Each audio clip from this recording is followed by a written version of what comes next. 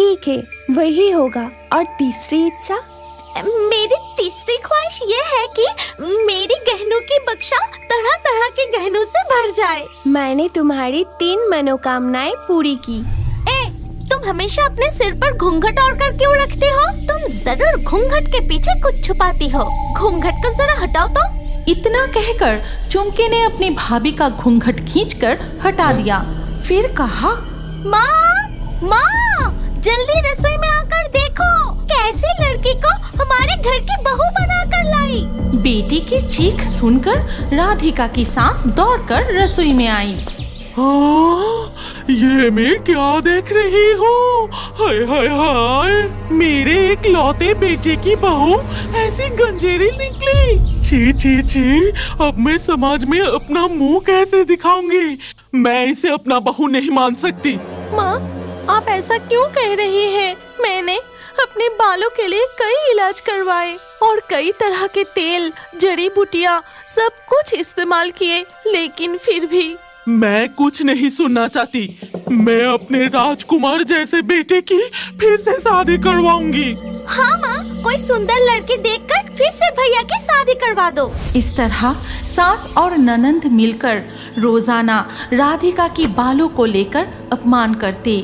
ये सब सहन ना कर पाने के कारण राधिका हर दिन अकेले नदी किनारे बैठकर रोती थी।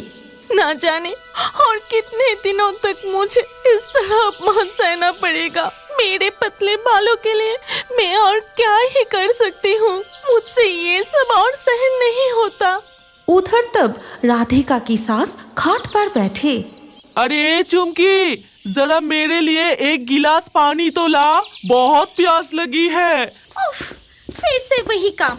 इतना काम मैं नहीं कर सकती। पता नहीं वो आलसी भाभी कहाँ चली गई। ठीक है, मैं पानी लेकर आती हूँ। ये कहकर चुमकी घर से निकलकर कुएं की ओर गई। फिर कहा, मैं इस भारी बाल्टी को कुएं से नहीं खींच सकती। भाभी से ही पानी भरवाऊंगी और फिर जाकर मैं माँ को दूंगी। लेकिन ये आलसी भाभी कहाँ गायब हो गई, वो देखती हूँ। उधर राधिका तब भी नदी के किनारे उदास बैठे फूट फूट कर रो रही थी। उसकी इस हालत को देखकर 3 सिरों वाली चल पड़ी। ये बेचारी बहू कितनी तकलीफ सहन करती है। इसके वालों की वजह से हर रोज घर वाले कितनी अपमानित करता है। मुझे उसे मदद करना चाहिए। ये कहकर 3 सिरों वाली चल पड़ी। नदी के घाट पर राधिका के पास जाके बोली, राधिका, मैं तुम्हारी 3 इच्छाएं पूरी करना चाहती हूँ। तुम्हें जो चाहिए मुझसे मांग सकती हो। तुम कौन हो? तुम्हारी 3 सिर हैं और पैरों की जगह मछली जैसी पूंछ। तुम कितनी सुंदर और मायावी हो। मैं हूँ 3 सिरों वाली जादुई जलपरी। मैं हर रोज तुम्हें इस नदी के किनारे रोते देखती हूँ। तुम्हारा दुख मुझसे और सहन नहीं हुआ, इसीलिए मैं तुम्हारे सामने आई, वरना मैं किसी इंसान को दिखाई नहीं देती। नदी के घाट पर 3 सिरों वाली जलपरी के साथ राधिका की सारी बातें दूर से छुपकर सुन रही थी राधिका की ननंद चुमकी। अरे, ये मैं क्या देख रही हूँ? उस मायावी 3 सिरों वाली जलपरी से भाभी को 3 इच्छाओं पूरी करने की वरदान मिलेगी। लेकिन मैं ऐसा होने नहीं दूंगी। वो तीनों वरदान मुझे चाहिए। चुमकी वहाँ से निकलकर नदी के किनारे उनके तरफ जाती है। राधिका, लगता है इस तरफ कोई आ रहा है। मुझे अभी जाना होगा, लेकिन चिंता मत करो। जब भी तुम अकेले इस घाट पर आओगी, मैं तुम्हारी 3 इच्छाएं पूरी करने आऊंगी। अब मैं चलती हूँ। इतना कहकर 3 सिरों वाली जादुई जलपरी नदी में डूबकर अदृश्य हो गई। फिर चुमकी नदी के किनारे आकर राधिका से बोली, अरे महारानी, घर के सारे काम कौन करेगा? यहाँ नदी के घाट पर आराम से बैठी हो। घर चलो, बहुत सारे काम पड़े हैं। फिर चुमकी राधिका को कुएं के पास ले जाकर पानी उठाने के लिए कहा। इसके बाद 1 गिलास पानी लेकर चुमकी अपनी माँ को देने के लिए चली गई।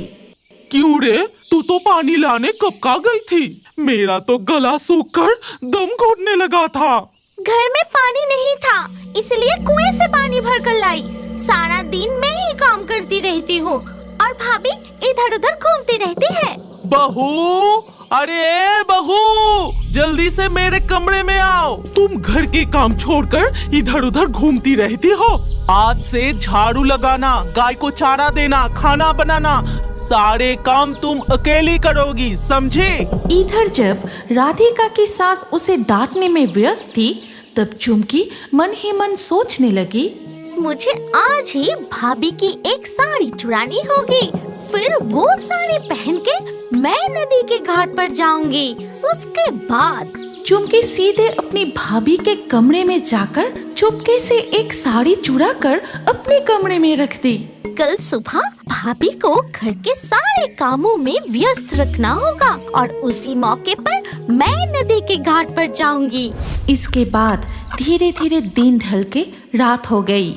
राधिका रात के खाना बनाने के बाद जब वो रसोई से निकलकर अपने कमरे में गई, तब उसकी ननंद छुपके से रसोई में घुसकर चावल की थाली में बाल मिला दिया।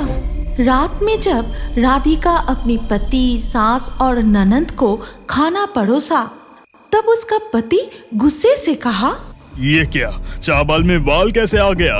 पूरे दिन काम करके घर लौटा और अब चैन से खाना भी नहीं खा सकता। ये खाना मैं नहीं खाऊंगा।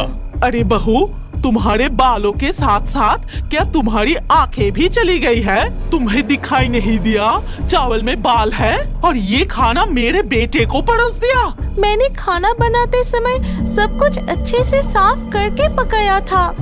माँ, मुझे नहीं पता कि इसमें बाल कैसे आ गया। खाना खाने के बाद सब अपने कमरे में सो जाते हैं और अगले दिन सुबह होते ही चुमकी अपनी भाभी से कहा, आज तुम पूरे दिन घर के काम करोगी, कहीं बाहर मत जाना, नहीं तो आज तुम्हारी हालत बहुत बुरा होगा।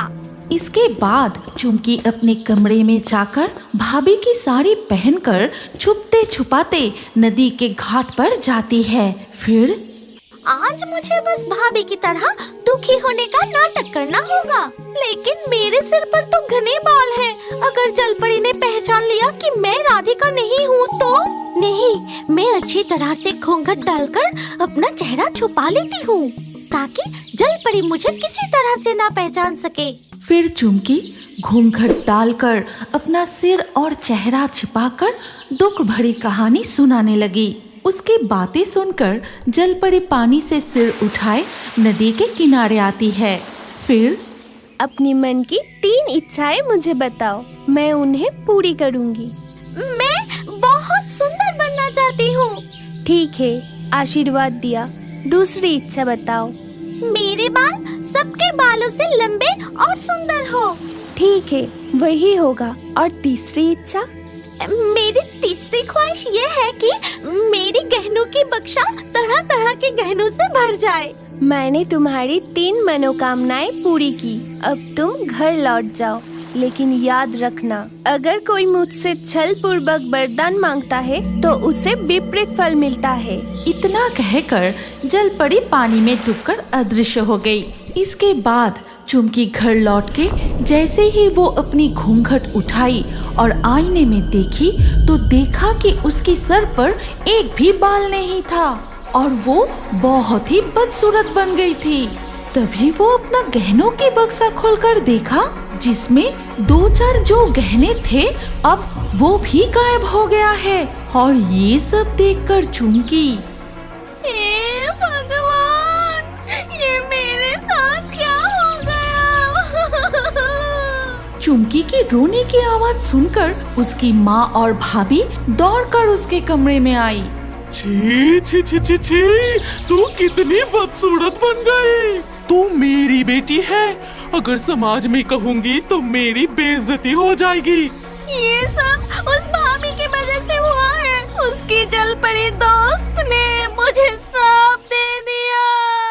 चुमकी की बातें सुनकर राधिका सारी सच्चाई समझ गई। फिर वो दौड़कर नदी के घाट पर जाती है और 3 सिरों वाली जलपरी को पुकारने लगी। राधिका की आवाज सुनते ही जलपरी वहाँ आती है। मैंने तुम्हारी ननद को सबक सिखाने के लिए उसे विपरीत फल का वरदान दिया। उसे माफ कर दो जलपरी, वो अनजाने में ये गलती कर बैठी। लेकिन जो वरदान मैं देती हूँ उसे मैं वापस नहीं ले सकती। आज मैं तुम्हें वरदान देना चाहती। तुम मुझसे अपनी मन की 3 इच्छाएं मांग लो। मेरी ननद का रूप पहले जैसा कर दो, उसके बाल वापस ला दो और उसके खोए हुए गहने भी लौटा दो। ठीक है, वैसा ही होगा। लेकिन राधिका, तुमने अपने लिए तो कुछ नहीं मांगा। सबको खुश देख के मैं भी खुश रहूंगी और मेरा दुख वो मैं खुद सह लूंगी। मैं तुम्हारी सच्चाई और साफ दिल देखकर बहुत खुश हुई हूँ। इसीलिए मैं तुम्हें और एक आशीर्वाद देना चाहती हूँ। 3 सिरों वाली जलपरी राधिका को जादुई आशीर्वाद देते ही उसकी सर पर घने और लंबे बाल आ गए। फिर जलपरी नदी में अदृश्य हो गई। इसके बाद जब राधिका घर लौटी तो देखी कि उसकी ननद भी ठीक हो गई है। चुमकी को भी अपनी गलती का एहसास हो गया था। उसके बाद से वो सब मिलजुल कर रहने लगे। अरे मणिमाला, उठ जा बेटी, कब का सुबह हो गई है। इतनी सुबह सुबह उठ के मैं क्या करूँगी माँ? मुझे और सोना है। ये क्या बोल रही है तू? घर का इतना सारा काम है, थोड़ा हाथ तो बटा सकती है ना तू? ये तुम क्या कह रही हो माँ? मैं घर का काम करूँगी तो मेरा चेहरा खराब हो जाएगी। मेरी ये सुंदर सी बाल भी खराब हो सकती है। मैं ये सब काम नहीं करूँगी। देख रही हूँ तेरी घमंड दिन दिन बढ़ते ही जा रहा है। इसके बाद मणिमाला की माँ गुस्से में कमरे से बाहर चली गई और मणिमाला बिस्तर से उठकर शीशे के सामने बैठ गई। मैं कितनी सुंदर हूँ और मेरी बाल रेशम की तरह है। मैं घर के काम करूँगी, ये शोभा नहीं देती। मेरी शादी तो जरूर कोई राजकुमार से ही होगी और मेरे सारे काम नौकर और नौकरानियाँ करेंगे। कुछ समय बाद मणिमाला घर से बाहर निकल के खुले समुंदर में घूम रही थी। तभी उसे उत्तरी राज्य के जल कुमार ने देखा। अरे वाह, वो जल कुमारी तो बहुत खूबसूरत है और उसकी बाल एकदम रेशम की जैसा है। उससे ही मैं शादी करूँगा। इतना कहकर जल कुमार नीलय वहाँ से चला गया। और कुछ दिन बाद एक दिन जब मणिमाला फिर से देर तक सो रही थी तब उसकी माँ कमरे में आती है और उसे कहती है, अरे मणिमाला, जल्दी उठ बेटी, मुझे तो यकीन नहीं हो रहा है कि तेरी किस्मत इतनी अच्छी है। उफ, अरे माँ, क्या हुआ है? इतना क्यों चिल्ला रही हो? अरे तू जल्दी बिस्तर से उठ, तेरे सपने सच होने वाला है। उत्तरी राज्य का जल कुमार तुझे पसंद करने लगा है और वो खुद शादी का प्रस्ताव लेके यहाँ आया है। क्या सच में माँ? तो फिर मैं अभी सच धज के तैयार होके आती हूँ। फिर उसकी माँ कमरे से निकल के दूसरे कमरे में जाते ही, अरे राजकुमार, आपने तो कुछ भी नहीं खाया, इसमें से कुछ तो खा लो, मणिमाला अभी आ जाएगी। मैं तो सिर्फ मणिमाला को देखने यहाँ आया हूँ, खाना पीना बाद में होगा। उस दिन मैं मणिमाला को सिर्फ दूर से ही देखा था। बातचीत चलते वक्त मणिमाला भी वहाँ आ जाती है। आ बेटी, इधर आ, ये है उत्तरी राज्य की राजकुमार। ये क्या? ये राजकुमार तो बिल्कुल बदसूरत है। इसका रंग भी बिल्कुल काला है। मेरे रूप के आगे ये तो कुछ भी नहीं है। छी, मैं इससे कभी शादी नहीं करूंगी। इस लड़की को अपनी रूप पर बहुत घमंड है। मुझे इस तरह से अपमान किया। मैं सोचा था कि इसकी रूप के जैसे ही इसकी गुण होगी, लेकिन वैसा नहीं, बहुत ही अहंकारी है। इतना कहकर राजकुमार नीलय वहाँ से चले जाते हैं। ये तूने क्या किया बेटी? इतनी अहंकार का सजा तुझे न भुगतना पड़े। इस तरह से किसी को अपमान नहीं करना चाहिए। मैं इतनी खूबसूरत हूँ, मेरे बाल कितने सुंदर है। जरूर कोई ना कोई सुंदर सा राजकुमार मुझे मिल ही जाएगा।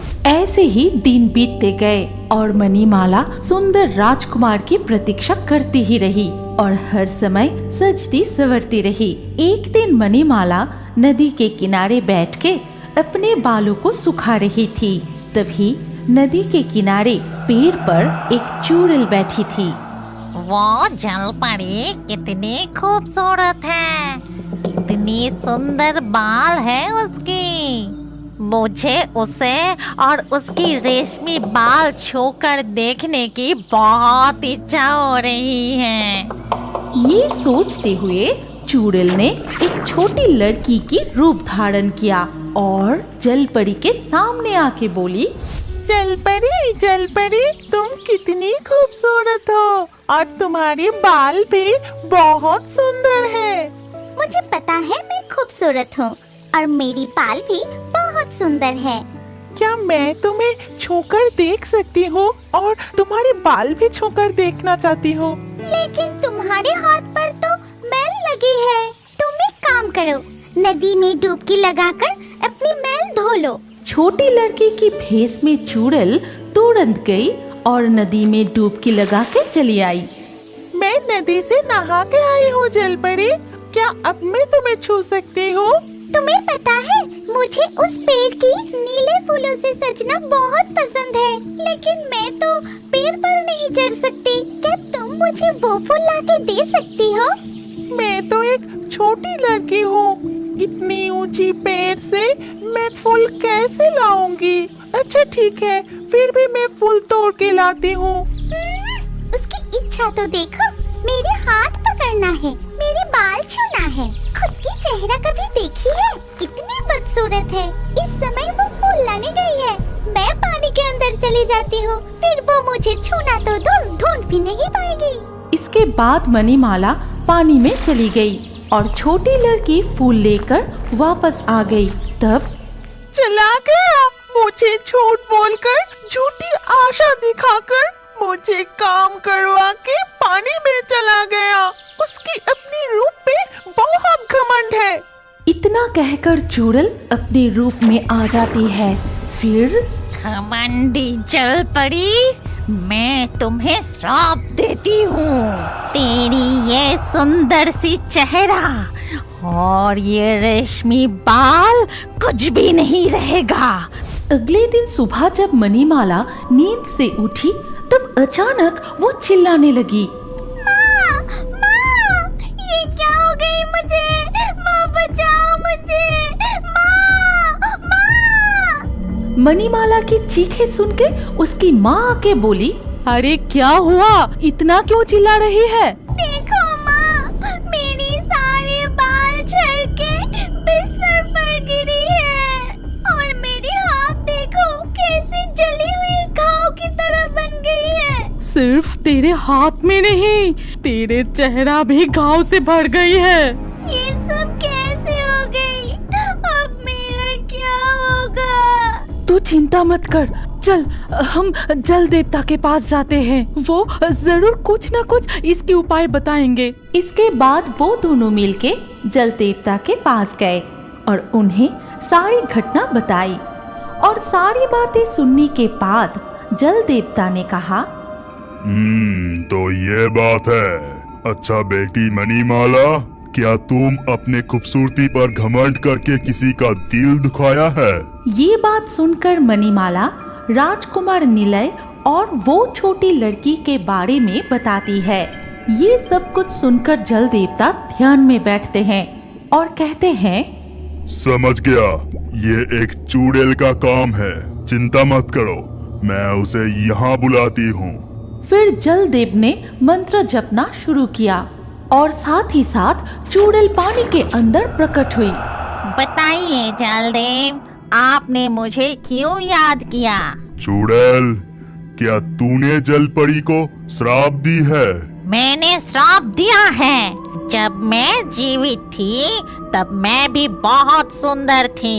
मेरे बाल बहुत खूबसूरत हुआ करते थे, लेकिन एक घातक बीमारी के कारण मेरे रूप बाल खत्म हो गए। फिर उस बीमारी के कारण मैं भी मर गई। उसे देख के मेरी वो खूबसूरत पल याद आ गई, इसीलिए मैं उसे छू कर देखना चाहती थी और उसने मुझे धोखा दिया। मुझसे बहुत बड़ी गलती हो गई है, मैं फिर कभी ऐसा नहीं करूँगी। मुझे माफ कर दीजिए चुड़ैल जी। सिर्फ चुड़ैल से नहीं, तुम्हें जल कुमार नीलय से भी माफी मांगना पड़ेगा। मैं उसके भी पास जाके माफी मांग लूंगी। चुड़ैल, तू जल परी को छू के तेरी कामना पूरी कर ले और उसे पहले जैसा कर दे। जलदेव के आदेश अनुसार चुड़ैल आगे आई, फिर मणिमाला को छूकर उसे पहले जैसा बना दी। तभी मणिमाला की सर बालों से भर गई। फिर मणिमाला जल कुमार नीलय के पास जाती है और उससे भी माफी मांग लेती है। ठीक है मणिमाला, मैं तुम्हें क्षमा कर दी। क्या तुम अब मुझसे शादी करने के लिए राजी हो? हाँ राजकुमार, मुझे गलती का एहसास हो चुकी है। मैं आपसे शादी करने के लिए राजी हूँ। उसके बाद उन्होंने शादी कर ली और जल राज्य में सब एक साथ खुशहाल जिंदगी बिताने लगे। क्या अब बड़े होकर भी कार्टून देखना पसंद करते हैं? तो अपना नाम कमेंट करें और हमारे पिछले वीडियो से लकी ड्रॉ में चुने गए नाम हैं सलमा, नवनीता, निकिता, संजीत, करिश्मा, स्वस्तिका, फिजा, अमन, सपना, लता, वशिम, चंदनी, बिट्टू, सुषमा, रोशमी। जिन दर्शकों ने हमारे चैनल को सब्सक्राइब करके फिर कमेंट में अपना नाम लिखा, हमारे अगले वीडियो में उन्हीं के नाम चुने जाएंगे। इसीलिए रियोबर्ड्स हिंदी यूट्यूब चैनल को जरूर सब्सक्राइब करें और स्क्रीन पर आई हमारी अगली कहानी भी देखें। उसमें भी आपका नाम हो सकता है। अगर नाम नहीं आया तो अगले वीडियो में आपका नाम लिख दीजिए। सोच क्या रहे हैं? जल्दी से क्लिक करके देखिए।